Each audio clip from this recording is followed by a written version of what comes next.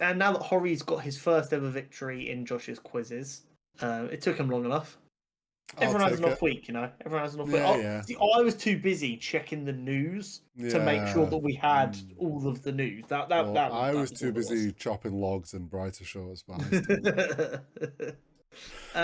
So we got some fun news this week. We've got a scatter of different things here. We did. So Macaulay Culkin is apparently joining the cast of Fallout Season 2. Yeah, they're gonna have to break into a house to get some information.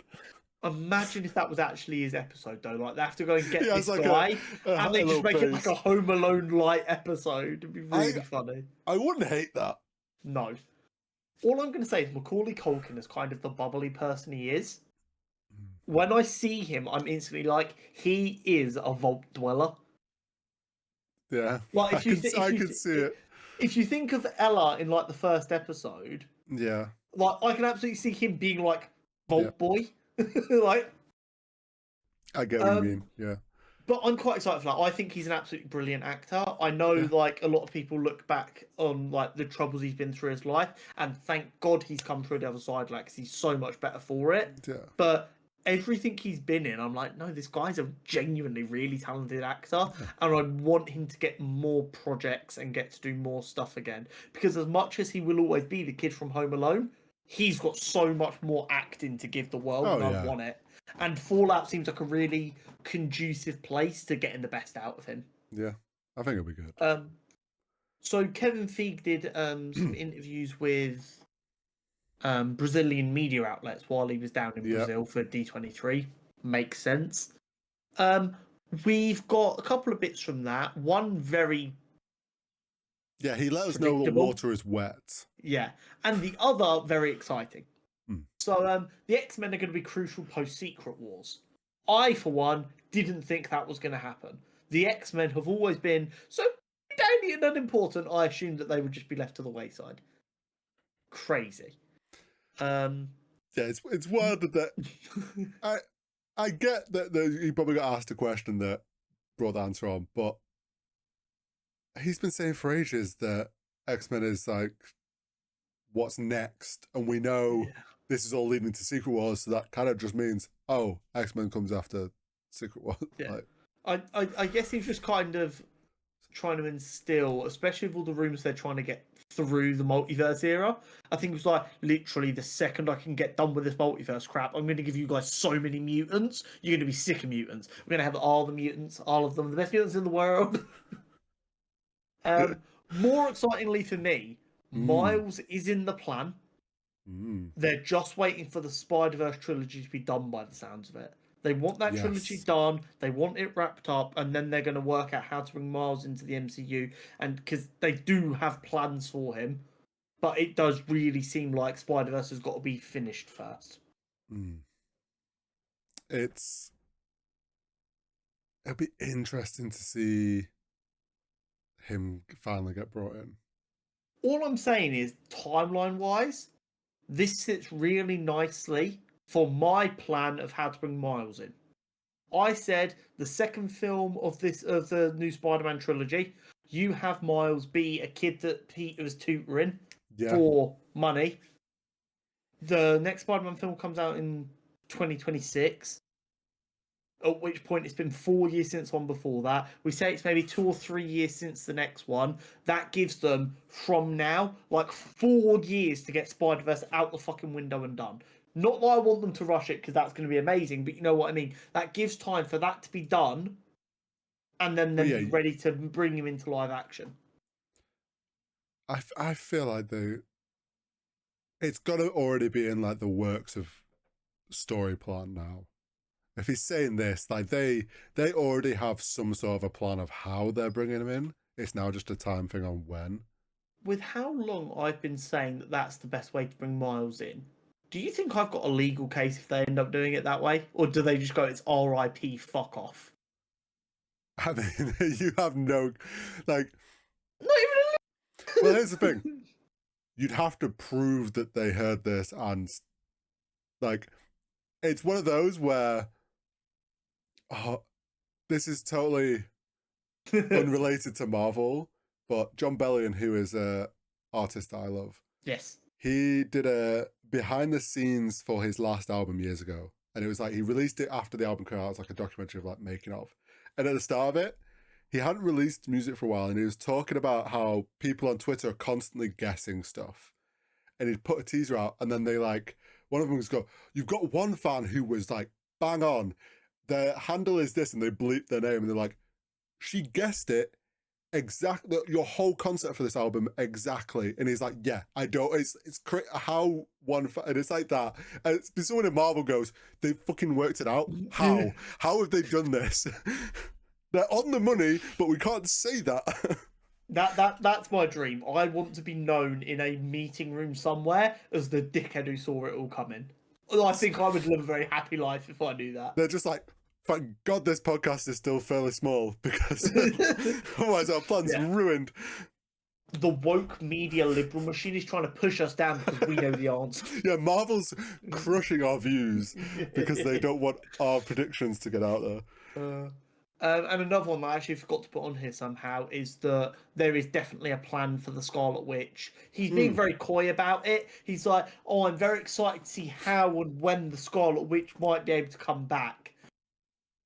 We never believed she was really dead. No. But they're now setting up like the Children's Crusade where Speed and Wiccan go and find her. I think they have the how figured out. I think the when, obviously, they don't. They know that Quest Vision is probably going to play into this storyline somehow. Obviously, we've got this set up now with the two boys. We can see how it's all going to happen.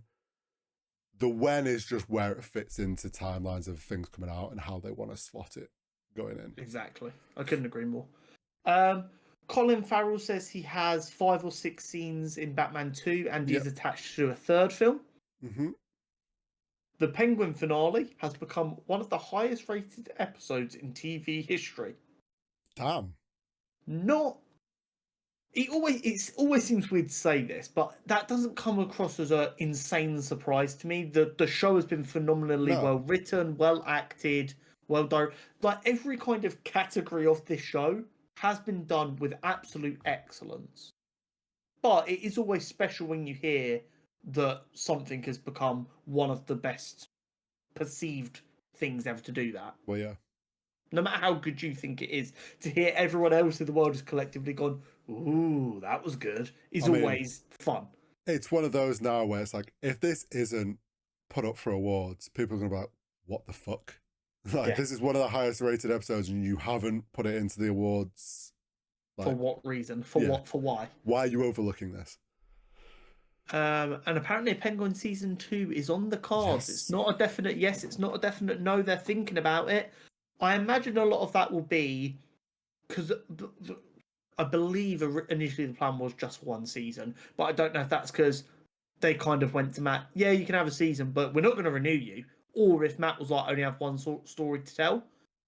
But I would imagine this conversation has been them looking at the numbers and going, "Hey, Matt, would you like to make a second one?" And now on the cards is Matt going, "Is it worth it? Yeah. Is there a story that's good enough to tell?" I think Batman 1 was so well received. And then Matt obviously had the idea of, oh, we can tie the gap between the two films with the Penguin. Let's DC get into TV again. Had this idea and they're like, yeah, cool, we like that. And I think it always was, right, this is going to be one season. It's to bridge between the first film, the second film. I get to tell street level Gotham. Kind of like, that was his expectation. And like you say, they've now gone probably to him and gone, so this was really good and we want more of it. Can you make us more of this? We want more money. And Matt Reeves now probably will be going, okay, so this is my story for the third film. He'll have a rough, this is the story for the second film. He'll have a rough idea of where the story's going in the trilogy. Yeah. He'll be going, is there a story to be told between the second and third for the Penguin? Because I imagine that's where it would sit. Yeah, I completely agree. So we'll wait and see. We got a What If Season 3 trailer in the days post D23 Brazil. Yes. We've enjoyed What If. Yeah. It is good. I still feel like they've missed a trick here. They're playing up like the finale of What If, and that is kind of the antithesis of What If, because the entire idea is you can never stop making stuff as long as you have Yeah. ideas. And I understand that a lot of frustration is kind of you've just missed really cool ideas here of like what if the other half got snapped is a really common one that's like we would love to like see a fun version of that. Well, I there are dozens of what if comics where they could literally just go through each one and go, that one was really cool. Make that an episode. Make that an episode. Yeah, it's. I mean, we've enjoyed them, but we've always said like they've lent too heavily on this like interconnected story, which is not what if is supposed to be. What if Yeah, is literally have fun each episode. Like they had the potential to do multiple seasons of just every episode as whatever the fuck they want it to be. yeah. We've also said maybe this allows them to end what if as it is now and kind of lean into some of the Star Wars Visions thing with the different studios, and you do a blend where studios get to do what if this story happened in their own style of animation, and you get this like really cool creative combination for a series. That would almost instantly become one of my most anticipated projects if they went right. We've said we've ended what if, we've not really, we're restructuring it, we've listened to your guys' feedback. We are going to take more of a visions approach. We are going to come up with 30 what if stories, which are very much off the wall ones. We're then going to send them out to 15 studios. They're going to put a bid together for what one they want to do and what style they want to do. We're then going to choose 12 and they will get made, and then you will have 12 visually unique and interesting stories. And they announced that. I'm bouncing off the fucking walls going, that is going to be fucking awesome because that is what this medium is completely about. Also, look at it as like if Disney looks at it like look at Star Wars Visions, the first one, they had that black and white samurai thing that was so loved as a visual that they then made a comic off of it. Mm-hmm. Like, there's potential that they go, oh, here's some already done what if stories that might be good ideas. You're also welcome to come up with your own. And the studio goes, no, we have a really good own idea.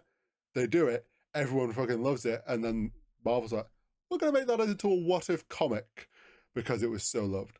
Like, But you know what I need? I need the exec who kind of greenlit Visions to just knock on Feige's door and just go, you know, Visions that we do should be what if is, right? yeah. Like you're not Ho- brain dead, are you? Hopefully, inside Disney, there has been that conversation of like, look, why don't you take what Star Wars have been doing with Visions and blend it into what if? It seems so obvious that I genuinely think we must be missing some massive legal blockade as to why it's not being done. That's the only thing that could possibly make sense as to why this hasn't already been done. Um, awesome news, Hori. I know how we're going to spend our next $3 million. Our next $3 million. Yes, our next Yeah. $3 million. Warner Brothers are going to be selling, I believe, 10 functional Mm-hmm. but not street legal. They're very clear about this. Nolan Batmobiles. Here's To my which the question. response on Twitter has been, motherfucker, I don't care if it's street legal. I'm fucking Batman. Well, I mean, yeah, there's two points of view here. Either you go, it's a Batmobile, I'd like to see the police stop it, or what do I have to spend to make it street legal? Like, does it just need indicators? Is Put it this way. that like I'll slap indicators on a Batmobile if I could drive on the motorway? If I have $3 million to spend on this, I'm buying a hunk of land. I'm Well, building yeah. a decent sized house on it, and I'm getting a fucking awesome racetrack put in. And guess what? I'm basically living in the Batmobile for the first year. I'm just driving in loops. It's going to be awesome. I'm getting cardboard cutouts of Joker and shit and running them over. Do you know what you do? You buy like an old airstrip with hangars and bunkers, you make a bat bunker where you can have the car essentially drive out of the ground like it's Just go ultimate man cave, yeah. and you just make it the Bat Cave. Yeah, Yeah. no, I'm down. Just hire some old British white dude to be a butler. Who do we think buys these though? I'm gonna tell you right now, Kai Cenat is getting his hands on one of these. He might not buy it. He might just like know someone who's going to buy one. Kai Cenat is getting his fucking hands on one of these. What I think in the YouTube world, yeah, you're gonna have like either Kai Cenat, Mr. Beast, because he'd make a video like so and so with the Batmobile. I won't be surprised if Elon Musk gets one. That man has more money than God, and he loves to think he is like Bruce Wayne, Tony Stark. This seems like the kind of shit he would buy. Yeah. I mean, he's literally just got a job in the US government. We're not going to get too political here. That he's managed to get named the Department of Government Efficiency, so it spells out Doge, so that he can use it to shield Dogecoin. It's not going to do anything, let's be honest. Like, it's fucking ridiculous. So he like if you're a billionaire and you don't buy one of these, you're like all billionaires suck. If you're a billionaire and you don't try and buy one of these, you are instantly one of the worst billionaires because you're not even spending a ridiculous amount of wealth on cool shit. Yeah, if you're gonna have that money, at least live like Batman. Exactly. It'll be interesting to see. Even more fucking awesome news. James Gunn has confirmed that the Superman trailer is ready, and he confirmed this by going, "It's done. It's on my hard drive." I have never wanted to commit cyber crimes so badly. Here's the thing. He said that, you know someone out there has already tried. Oh, the balls to admit it's on your hard drive is crazy. Do you know what I'd love? Is if he has like on purpose a computer connected that is quite clearly is unprotected, but like just a dud. But it has on there, and if someone gets on like, I'm in. Oh my god, there is Superman trailer, and it opens up and it's just a Rickroll video. Brilliant. Like it would be the greatest thing. But I mean, I said it the other week when we said that he'd been working on it. He'll have this ready. It's gonna like. I still think this is a Super Bowl trailer. I think we get a teaser maybe before, but we get a full-on trailer at the Super Bowl. I want a teaser before the Super Bowl. I don't know. Christmas teaser maybe. I can wait till February. Here's the thing. This is going to sound insane, and I'm not someone who normally is this optimistic. I think this trailer might fix the world. I've got a genuine feeling that they have finally captured Superman in such a beaming light that it's going to be like a meme where you've got people ready to bat each other over the head, and they see this trailer and they're like, "What are we doing? We can be better than this." I know it's ridiculous, but there is something. I've got so much hope in my heart that we're finally going to get superheroes allowed to be bright and happy and pure again in a way. And like, don't get me wrong, I love Nolan. I love what they're doing with the Batman and stuff, but it's so dark and sad. I just want Superman to literally fly up, take a puppy out of a tree, play fetch with Crypto, give Lois a kiss on the forehead, and then fly off to the sun for whatever reason. I don't want to see him do any hero shit. I want to see him just be a dude. Do you know what's just funny? You've just explained what my brain's just gone to, right? We have the trailer before. Super Bowl, most American event of the year. It opens like a patriotic trailer of like white picket fence, playing fetch with a dog, the perfect family, and it's Superman and Crypto. Like it's like the most. Everyone's like, "Oh yes, finally an American trailer. This is gonna be like Trump or something." Like it's America's back, and then it's Superman. Like it's just not the most superhero like esque trailer, but it's like a typical American patriotism trailer. Yeah, I need it. More great news. We're just reeling off great news. Denzel Washington has said in an interview that Ryan Coogler is writing a role for him in Black Panther 3. Which is very exciting. Is this Marvel's chance to finally get a proper Oscar. Because Angela Bassett got robbed. Let's be fucking clear. Yeah. She got robbed. Is it going to take Denzel to finally bring home the hardware for Marvel?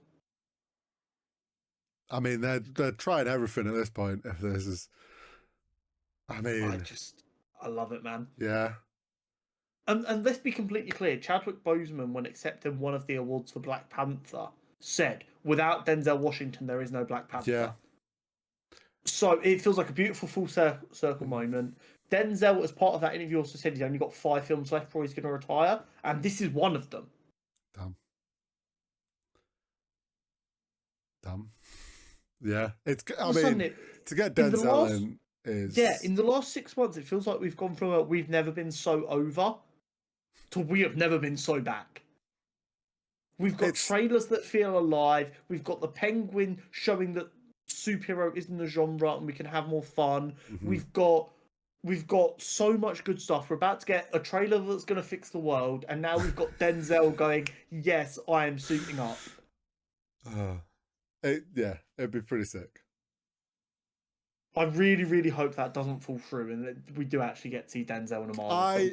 I think partly on the whole Chadwick's speech thing about without Denzel, like there's that personal connection to the film because of all that Denzel now has. Mm-hmm.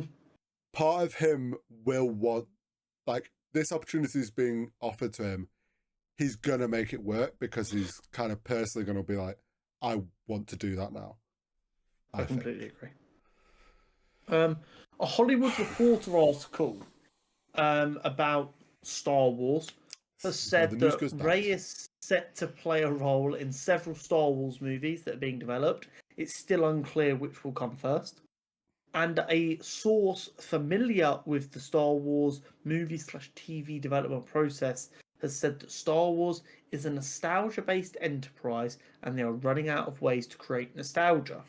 This goes into what we've been saying for months of Star Wars is a brilliant universe with lots of stories to tell, and they're relying so heavily on nostalgia to try and appease a certain group of fans that they're actually limiting Star Wars. The greatest argument against this nostalgia bullshit is Rogue One and Andor, which is some of the best stuff that Star Wars has put to film. The unfortunate, like, the only downside to Andor and Rogue One is that it's still tied into the Skywalker saga. If that had been completely separate and as good and as successful, it would have been amazing because it would have opened that. They would have been like, okay, we can step away, but because it's got that just enough of a tie-in. But this is what I said last week when we got the rumor that there's a new trilogy and it potentially is episode 10, 11, and 12. And I was like, I really hope it isn't. I don't want them to be stuck in this. Like, I'm okay with them doing another Rey film. Like, they'd said there was a Rey film coming. I'm okay with getting a kind of like, this is where that story is now. Kind of close it with a film. This worries me that it is going to be 10, 11, and 12. More so off the comment of they're so stuck and struggling on direction internally and stuck in this nostalgia based, which apparently the TV side isn't struggling with, and that's why they've had the freedom to do these other shows. Because they don't.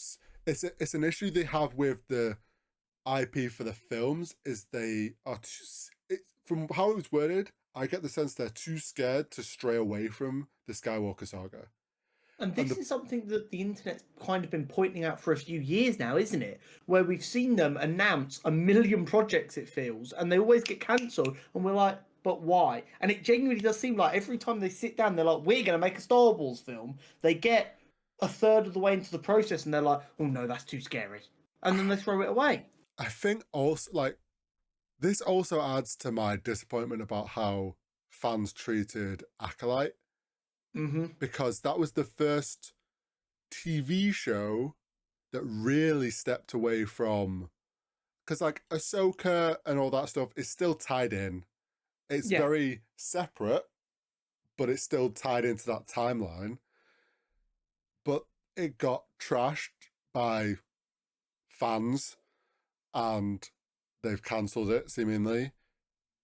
Yes, TV's having more freedom to experiment with these things, and it might not that might not stop TV experimenting and having this freedom to not be so tied in. Sure, we might get another TV show that is outside the Skywalker trilogy. I do think that has hurt the film side of things, where that's not going to fill them with confidence to step away from this. Exactly.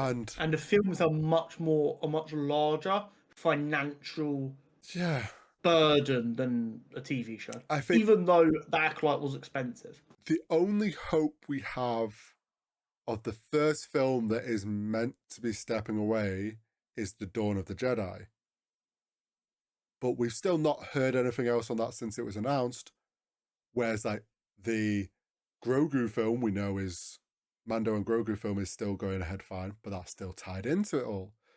Like the only other two films was the Rey film, which now seemingly could be turning into a trilogy. And then we've heard nothing about The Dawn of the Jedi, which could mean it's getting scrapped if they're going to pull the plug like they have on other things. It just worries me that we're going to be stuck. They're too scared about fan reception, I think. Yes. And losing fans because they're stuck in this nostalgia thing. Like, we're just going to end up on episode 20 of the Skywalker saga, and it's like Rey's grandchild, and it's, another spaceship in space with a big laser that has to be blown up. Oh, wait, we're repeating the same story for like the fourth time because you're too scared to step away from it. Yeah, completely agree. It's rough because it's such a great universe, and there's too much fear dictating what they're going to do right now. I want to know if any of this comes from George, or if he has fully just stepped hands off now. If this is like an internal Disney thing, then I think it's a Disney thing. Then I need George and Dave to be like, we need to step in and do something here. Yeah. And we need to shake them and be like, wake the fuck up. We need George to just step in and go, my friend, this Star Wars is more than these films. Go make something else. Yeah, I completely agree. Yeah. Secret Level got a second trailer, yes. which is Next Level. Yes. We said it when it was teased. We were very excited. It's from the same people of Love, Death and Robots, which is a great series. So many awards for such a little amount of actual... It's fun when creative people get allowed to make creative stuff, isn't it? Yeah. It always ends well, eventually. Yeah. It's like they're given the freedom to make what they want. I think we said it from the beginning, but like this trailer, teasing a bit more of each story, like the video game fans are going to eat with this. But on top of that, I think it's also going to just be incredible video game media that anyone can enjoy.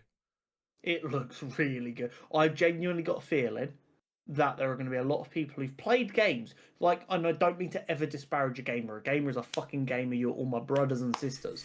But I feel like you're going to get a lot of gamers who are like your yearly release gamers, your FIFA and your COD, and that's all they play gamers, who watch some of these and they want to go dip into that universe. Or a lot of people who maybe gamed when they were a little bit younger, but stopped as they got older for whatever reason, who are like, you know what? I had a good year this year. I can afford a PlayStation. I'm going to get back into gaming. Yeah. I genuinely feel like there could be a really good outcome of this when more people just start gaming to enjoy it and it becomes a less toxic environment. Because I watched this trailer and it literally has me going, oh my god, this is going to be so much fun. And it's such a nice feeling to just... something that was literally like a nothing burger, just, we're working on this, by the way. And now it's coming up in like a month and I'm like, I'm really excited to see what they've done here. I know like I'm certain the Warhammer World of Warcraft, sorry, not Warhammer, World of Warcraft will be a great one. Their cinematics always are. Like, There's a Warhammer episode as well.